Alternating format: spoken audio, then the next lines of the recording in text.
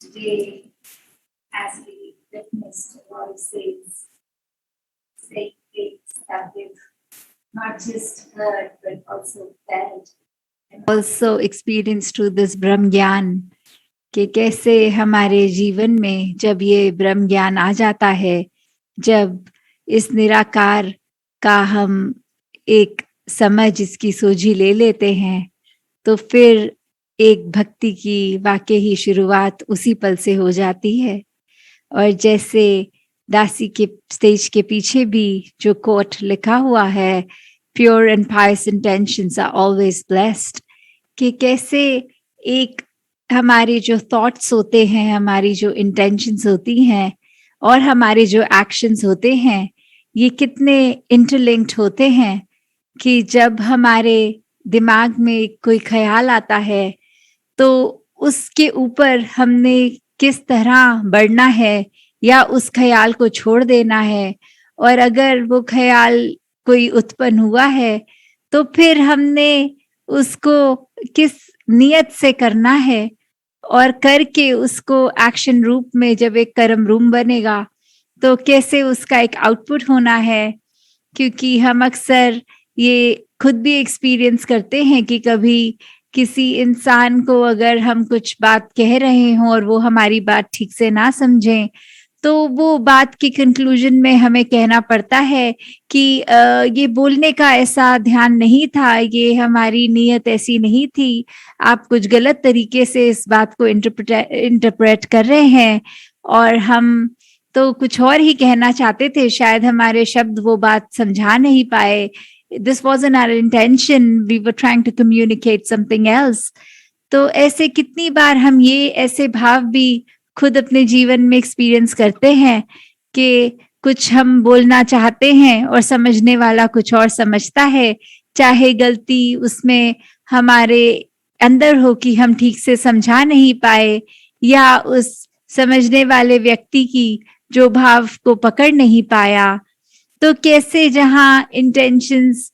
ऐसे मैटर करती हैं, वहीं अगर इंटेंशंस की बात देखें तो हमें ये दिखता है कि कभी कोई अगर हमारे सामने कुछ भी व्यक्ति दुनिया में कोई कार्य कर रहे हों तो वो देखकर ही उनकी इंटेंशन समझ आ जाता है कि वो क्या करना चाहते हैं। या फिर कभी कोई चीज हो भी रही हो पर वो सिर्फ एक दिखावे के तौर पे हो रही हो, तो फिर भी वो चीज उसका इम्पैक्ट किसी और व्यक्ति पे इतना नहीं आएगा, क्योंकि करने वाले व्यक्ति को सिर्फ अपनी वाहवाही लेना या फिर एक being trying to be superior और मेकिंग एन इम्प्रेशन, उस तरह से अगर उस इंटेंशन से अगर ये कार्य कोई भी किया जा रहा है तो उसके वो फ्रूटफुल रिजल्ट्स नहीं होंगे। क्योंकि एक नियत जब साफ होती है, दिल से कोई कार्य किया जाता है, तो वो एक भाव भी होते हैं जो झलकते हैं, चाहे शब्द तो ऊपर नीचे हो सकते हैं पर भाव तो वो दिल के भाव दिल तक ही पहुंचते हैं। और अक्सर काफी बार ये ब्रह्म ज्ञान प्राप्त करने के बाद, इस सत्संग का हिस्सा बनने के बाद भी हम ये सोच लेते हैं अगर कि हमें अगर कोई संगत में आए हैं तो सिर्फ ये कोई दिखावा दिखा दें कि हम टाइम से आ जाते हैं, या फिर हम सेवा ऐसे प्रोमिनेंट स्पॉट्स कोई देखकर वहां पे करना शुरू कर दें कि हम एक हर एक की नोटिस में आए कि हम कितनी सेवा करते हैं। या फिर एक मन तो ना जुड़ा हो सिमरन में, पर आसपास जब देखा कि महापुरुष हैं तो जबान से ये शब्द रूप का सिमरन बोलना शुरू कर दिया। तो कैसे ये इंटेंशंस यहाँ बहुत मैटर करती हैं कि हम अगर सच में मन से जुड़े हैं तो ही वो सिमरन मुबारक है, मन से सेवा कर रहे हैं तो ही वो सेवा मुबारक है। और ये सत्संग में भी जब आ रहे हैं तो सिर्फ अनमोल वचन सुने और उन पे एक्ट करें, ना कि सिर्फ एक शरीर को उस सत्संग में प्रेजेंट रखें हम। तो कैसे हमने अक्सर ये भी नोटिस किया होगा कि कभी कोई किसी को कार्य करते देखते हैं तो वो पता लग जाता है, चाहे be a student who studying and maybe the classmate is well along, and we can see the difference of one student putting in every bit of their hard work in it to get fruitful results, and on the other hand, the other students merely just finishing the course so that they can proceed to the next class without gaining a permanent knowledge out of their factual textbook study. तो कैसे हमने यहाँ पे भी देखा कि कैसे एक स्टूडेंट तो जहाँ पे बहुत लगन से, बहुत मेहनत से पढ़ाई समझ के कर रहा है, तो वो सिर्फ उसके कोई 1 साल के लिए वो नॉलेज नहीं होती, वो उसकी जिंदगी भर चलती है साथ नॉलेज, क्योंकि सिर्फ पढ़ा नहीं, उसको समझा भी। और वहीं दूसरी ओर कोई सिर्फ रट के कोई टेम्पररी एक शॉर्ट टर्म मेमोरी के लिए उसको इतने क्विकली लर्न कर ले कि कल एग्जाम है और उसमें सब कुछ आना चाहिए, उसके बाद चाहे हम वो टॉपिक भूल जाएं। तो ये शॉर्ट टर्म मेमोरी से शायद मार्क्स तो आ जाएंगे उसको लर्न करके, पर वो लाइफ में कभी भी उस चीज को जो पढ़ा हो उसको इम्प्लीमेंट करना हो तो वो बात भूल जाती है, वो कर नहीं पाते। इसी तरह हम अगर हमेशा ये ब्रह्म ज्ञान को अपने जीवन में जहां समझ भी लिया, सुन भी लिया, इस निराकार को देख भी लिया, तो उसको ताउम्र ये जिंदगी भर हमने लाइफ लॉन्ग इसको उपयोग करना है। तो वो तभी होगा जो पल पल हम रिवाइज कर सकें, जो चीज लर्न कर ली है उसको एक आगे अपने जीवन में संभाल इस तरह करें कि जितना ज्यादा उसको स्पेंड करेंगे वो नॉलेज को, उतनी ही संभाल होगी।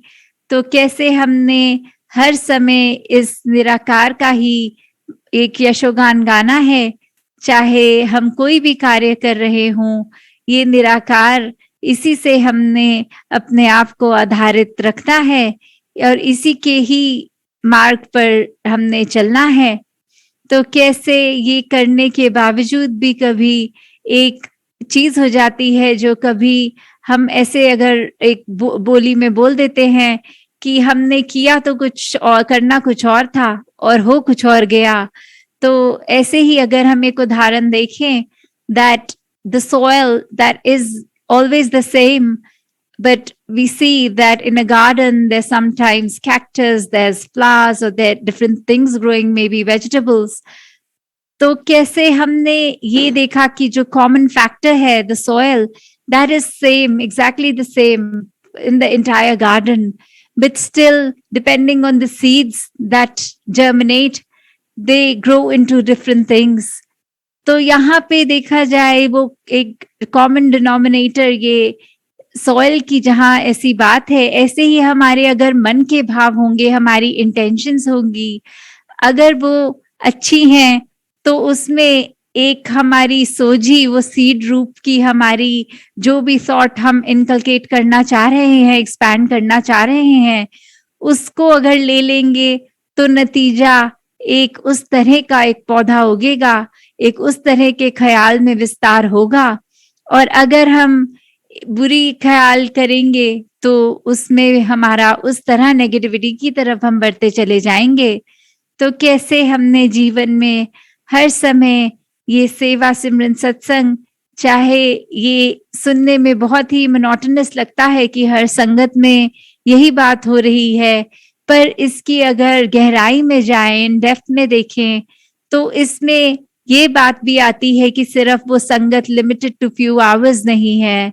वो तो हर पल जीवन के हमने करनी है। चाहे हम किसी से भी बात कर रहे हों, कभी भी वर्क प्लेस पे, चाहे स्कूल में, चाहे कहीं भी,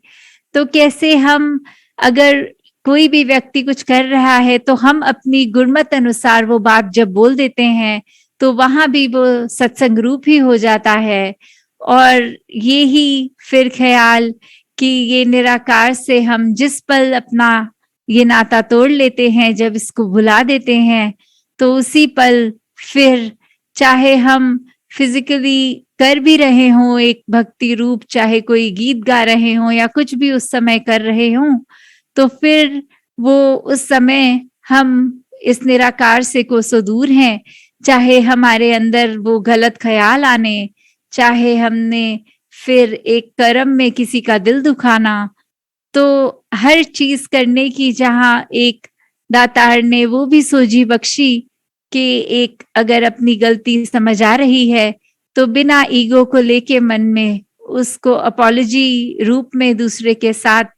शेयर किया जाए, और मन में भी अपने ये एक दृढ़ता के साथ उस इंटेंशन से कि चलो इंसान तो गलतियों का पुतला है, कभी ना कभी फिसल जाते हैं, पर कैसे अगर हम एक सोजी बना लें कि इस तरह की गलती से आज हमने ये लेसन लिया, ये शिक्षा ली कि इसको आगे से नहीं दोहराएंगे, तो उस पे हम एक अपना पक्का इरादा बना के फिर इस निराकार में सिमरन करके कि दातार ये जो गलती हुई ये आगे से ना हो, एक हम संतों वाले ही मार्ग पे चलते जाएं,